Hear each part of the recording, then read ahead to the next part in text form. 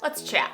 Hello guys, welcome back to my channel. This is where we talk all about things food freedom and finding a balance between mental and physical health. I realized that I didn't have a video on actually what intuitive eating even was, so that's what we're gonna talk about in today's video. And not only are we gonna get into, okay, what is intuitive eating, but I'm also going to answer some of really your top questions that you have about intuitive eating and who intuitive eating is really even for. Before we do that, I want to let you guys know about something super exciting that is going on. I'm hosting another one of my insanely popular pop-up Facebook challenges. This one is going to be all about how to do a diet detox for the new year. We are going to start this challenge on January 3rd, and it's going to run for 5 days. So I'll be guiding you through how to set up for yourself a non-diet 2021 with a walkthrough video lesson each day. It's really only going to take about 10 minutes of your time for each of the days, and at the end of it, you'll be able to be really set up for success for 2021 to work towards your health and wellness goals from a non-diet lens. No diet culture influence needed. It's totally free and it's my holiday and New Year's gift to you, so be sure to snag your space. I'll have a link for the sign up in the description, but really do not wait to save your spot. These challenges fill up so fast, you guys. I'm not even joking, with thousands of you guys signing up. So now that we have that covered, let's talk about what the heck intuitive eating even is. Still working on my coffee this morning. Okay, so how I explain it is, firstly, in this video is my approach to intuitive eating. I'll be completely honest with you guys, sometimes I try to not use the phrase intuitive eating because it's been so hijacked with misinformation that really gets spread on social media. So this video that I'm explaining is how I approach it and how I teach about finding food freedom. And obviously, this is not meant to be specific medical advice or nutrition advice for you. If you have any questions on anything that we touch on in this video, be sure to reach out to your medical provider immediately. Okay, so intuitive eating is a non-diet approach to nutrition and health and wellness, and it focuses on becoming in tune with our bodies to help guide us. The focus of your eating choices is shifted away from food rules and restriction, and it's guided towards a place of abundance. There are no food rules, no foods are off limits, no food rules. The intuitive eating website defines it as intuitive eating is a self-care eating framework, which integrates instinct, emotion, and rational thought, and it was created by two registered dietitians, Evelyn Tribbley and Elise Resch, and it was created in 1995. Intuitive eating is a weight-inclusive, evidence-based model with a validated assessment scale and over 100 studies to date. It's legit. Intuitive eating consists of 10 principles to overcome dieting and regain trust with your body. Understanding hunger and fullness is, yes, an important piece, but intuitive eating goes way beyond that. It's about understanding our emotions and satisfaction, our mental health, in order to meet both our physical and psychological needs. It's defined as a personal and dynamic process that includes 10 different principles: rejecting the diet mentality, honoring your hunger, making peace with food, challenging the food police, respecting your fullness, discovering the satisfaction factor, honoring your feelings without using food, respecting your body, exercising and feeling the difference, and honoring your health with gentle nutrition. Now, these principles contain so much information in themselves. Let me know in the comments if you would want me to, or if it would be helpful for me to create a video on each one of them. We are going through them one by one in the society, really focusing on each one of them each month, and it's been super helpful for members, so let me know if that's something you're interested in. The website also describes that these principles work in two key ways. So the first piece is that number one, they work by helping you cultivate attunement to the physical sensations that arise from within our bodies to help get both your biological and your psychological needs met.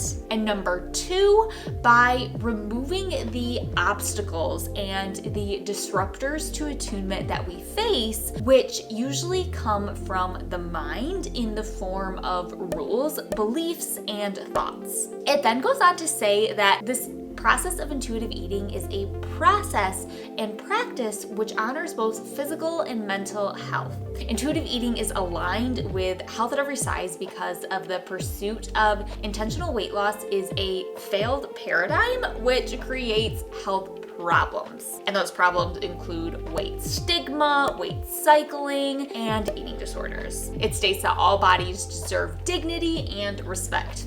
Amen. Essentially, intuitive eating is about giving up your food rules, hence my handle on Instagram, no food rules. And again, this is backed by science, and at a high level, let's chat about that. The idea is if we say we can't have XYZ, that will take us away from our attunement, our body's attunement, and actually want that food way more. It's kind of like saying, don't press the big red button. All you're gonna wanna do is press that big red button. And that's why dieting is really hard. It's not that you don't have the willpower. You work to find what the book calls authentic health, which is a process of dynamic integration of your inner work and your external world of health guidelines. And those include exercise and nutrition. It says that you decide if and what of those external world knowledge that you would like to ultimately integrate to achieve this version of authentic health. And this really does encompass those things like nutrition guidelines, but also things like environmental impact, animal rights. Intuitive eating is going to look different for everyone because of all of these things. And we have different values, we have different needs, we have different bodies. So trying to mimic your favorite influencer, what they're doing, is not going to get you anywhere. If they practice intuitive eating, yes, you could take some of their tips, but you have to still do the work for yourself. The first step is actually, in my opinion, reading the intuitive eating book. Seriously. Or get it on Audible, guys, and just listen to it. But honestly, that's really the first step. I also have tons of blog posts on food freedom, which I can link to in the description below if you are wanting a more immediately, I want to dive into this ASAP. You can take a look at some of those. Intuitive eating is something that can take months and even years to grasp. I will be totally honest with you, as I always am. And we're all essentially born as intuitive eaters, okay? However, along the road, over years of dieting and succumbing to social norms, we lose that ability due to food rules and diets. This process of losing intuitive eating did not happen overnight, so it makes sense that intuitive eating won't come back overnight. It's not necessarily a switch that you can just turn right on. You have to relearn it. And I don't want you to feel frustrated by that because the results, you guys, are so worth it. I do really feel that intuitive eating can be for everyone. However, some people think that it won't work for them for whatever reason. So let's chat about a couple of those reasons, shall we? Because I bet one of them might be going through your head. So really one of the first reasons that a lot of people think intuitive eating does not work is because they say, I tried it, but I can't stop eating all of the previously deemed bad foods. So really this happens when you just eat the foods and you don't really embrace the attunement piece. And what I typically find with this is that A, you're not giving it enough time. So people will tell me like, Colleen, I gave it a week. That's not long enough. And B, you're not really truly doing the work. And what I mean by doing the work is that you can't sit there and eat donuts that you used to never allow yourself to eat. Eat them all day long. And if that's where the work stops, you probably won't find freedom. You really have to process it and really embrace the attunement with your body. Like, you have to think, how does this feel mentally, physically, emotionally? You have to sit with that. And yes, it's uncomfortable and hard. And yes, especially if it wasn't necessarily a pleasurable experience, like maybe eating donuts to the point of having a really bad stomach ache, but it's really important and necessary to sit with that because, like I said, you can't just eat donuts all day long and expect for it to just click, this is a relearning process. And without doing anything else, just eating the food and reflecting and processing, it's probably not going to click. I talk about this a lot in my membership, the society, because it is such a key piece and a key step that really can't be overlooked if you really want this to work. Yet, it's tough to reflect on that. Yes, you'll likely want to eat a lot more of those foods, those previously off-limit foods in the beginning, but if you're truly listening to your body, you'll start to understand what feels good and what doesn't. If you're not doing that piece of it, you're just eating it and stopping, it probably won't work. My BMI, my weight is too high, so I can't do it. This is not true for quite a few reasons, you guys. First off, we know that the BMI is bullshit for multiple reasons, such as it was not meant to be used on individuals, but that's what we're using it for. It was not developed with data from women, only men, white men mostly. It can't differentiate between things like fat mass and muscle mass. You can be healthy regardless of what your BMI category sits at. Secondly, dieting is likely to result in weight gain and weight cycling. We know this to be true because we've seen it again and again in studies. And what I mean by weight cycling is that you may initially lose if you go on a diet, but you are very likely to regain that weight and then some as time goes on. This really goes back to the set point weight theory discussion, which I do have an entire video on explaining really what that is, and I can link to it up there and in the description for you. I am not a HAES expert, but I do believe that you can, like I said, be healthy at any size, but you're not necessarily healthy at every size. So let me explain that last part for a second. Throughout the process of intuitive eating, 3 things can happen. I saw Stephanie Buttermore draw this out on her channel, so I think that was a really, really impactful thing just to see it. So let's do that for a second. Firstly, a lot of times there is an initial gain. Now, this could be actual fat mass, it could be bloating, but I'd say typically there is. But then a few things can happen. So one, you could hold steady there if that's where your body needs to be and wants to be. Maybe you are below your set point weight, maybe you are restricting. Number 2, you could come down somewhat or even to the weight that you started at. And third, you could come down and go below where you started this process at, if that is where your body needs and wants to be. Now, none of these things are bad and they do all happen. I see it every single day inside of the society. Everybody is truly unique, and what happens really depends on your unique history with dieting and where your body is at now versus where it wants to be. Does that make sense? Let me know in the comments. Coffee.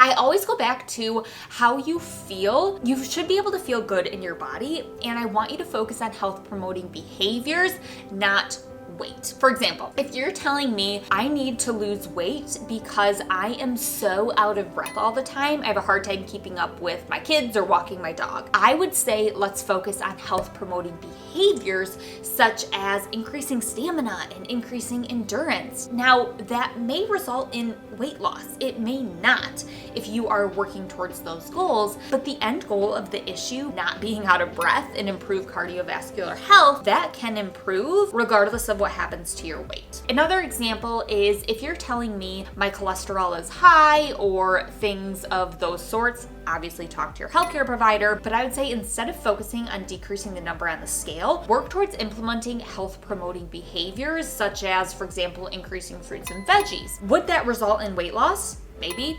Maybe not, but you'd be giving your body more of those nutrients to promote healthy cholesterol levels. Another example is truly coming back to that attunement piece. So many of us use food as a way to cope. Emotional eating, anyone? And when you discover other coping mechanisms, your food intake may change. And again, your weight may or may not change as a result of that. And I really don't want this discussion to come off across as you can lose weight with intuitive eating, because that's not the point, guys. You truly do need to step back from trying to change your weight and the number on the scale and allow your weight to fall where it may. But I do think that it's an important thing to note that all three of these things happen. Saying you have to wait to try intuitive eating until you lose weight is truly an oxymoron. I'd also just like to say that I don't know what it's like to be in a larger body, and I recognize my thin privilege. This is a huge, huge reason, honestly, why I created the society in the first place. It's truly a community of all shapes, sizes, and colors, and I think that's a really important piece because everyone deserves to hear someone's stories and apply it in a way that is considered authentic to them, and that's really what we do in the society. Another common concern is that you want to be healthy, so you can't do intuitive eating. Like I quoted from the book earlier, nutrition information outside nutrition information can be part of intuitive eating. This is actually a slide I'll show you from my video lessons inside of the society. Food freedom is the middle ground, and sometimes that middle ground, it can change. Sometimes in life, you may need to use more of that outer wisdom, that nutrition knowledge, and sometimes more of that inner knowledge. For example, someone with diabetes may need to use more of that outer wisdom than someone like me who doesn't necessarily have diabetes. And really that Venn diagram can kind of shift depending on what stage of life that you're in.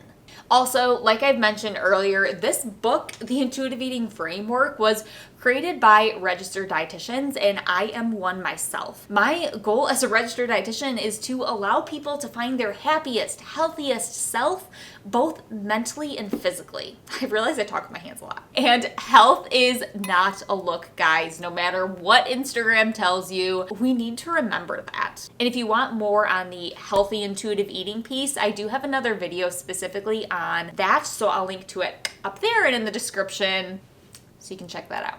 Hey guys, so I shot this video and there's one more thing that I wanted to talk about. So just real quickly, if you are struggling with an active eating disorder, I do think that it's really important to work with a registered dietitian and not try to kind of like DIY it, because there are some different things that you'll need to do. Like I've talked about before, kind of like reawakening your hunger cues. I tried to DIY it myself for a long time. I have worked with a registered dietitian. I'm a registered dietitian myself now, but I have reached out in the past when I was really struggling. So if you do have an active eating disorder, be sure to reach out to a medical provider. I can post some links in the description below to kind of help you with that, but it's a little different and they do address it in the intuitive eating book. So again, highly recommend. I hope this video was super helpful for you guys and giving you a little bit more of an insight into what intuitive eating or food freedom or no food rules, whatever you decide to call it, is. And remember, it's different for everyone. If you want to learn more and dip your toes in, or heck, dive in head first, be sure to sign up for that free challenge that I talked about,